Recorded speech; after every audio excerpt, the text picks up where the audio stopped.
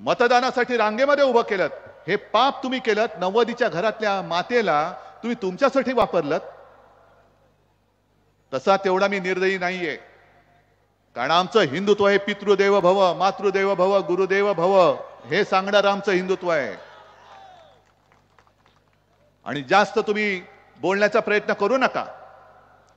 बाळासाहेबांचं नकली संतान पहिलं म्हणजे बाळासाहेब बोलण्याच्या आधी हिंदू हृदय सम्राट बोलायला शिकावं, नाहीतर मी तुम्हाला शिकवणी लावतो।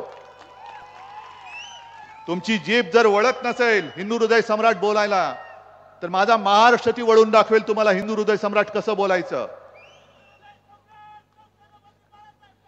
आणि माझीच सही तुम्ही घेतली होती, माझीच सही घेतली होती 2014 साली राष्ट्रपती प्रणव मुखर्जींकडे जाताना।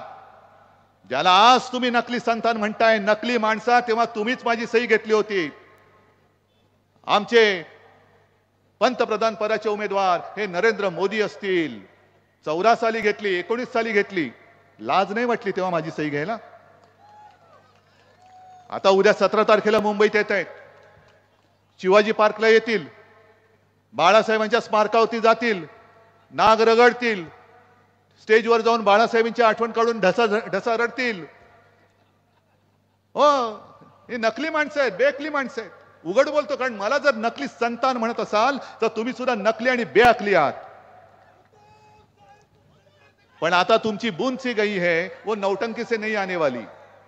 बूंद से गई, अब नौटंकी कितनी भी चाहे कितनी भी नौटंकी कर लो, लेकिन मोदी जी आप जो गई वो गई, दोबारा नहीं आने वाली। तुम्ही या माझ्या शिवसेनेला नकली म्हणता, तुम्ही बाळासाहेबांच्या सुपुत्राला नकली संतान म्हणताय, तुम्हाला मान्य आहे का रे? ज्या ठाकरे घराण्यानी अगदी माझ्या आजोबांपासून महाराष्ट्राची सेवा केली आणि आम्ही तुमची साथ सोडली, तुम्ही आम्हाला ढकललं। 2014 साली लोकसभेपर्यंत आम्ही तुमच्या सोबत होतो आणि 2014च्या ऑक्टोबर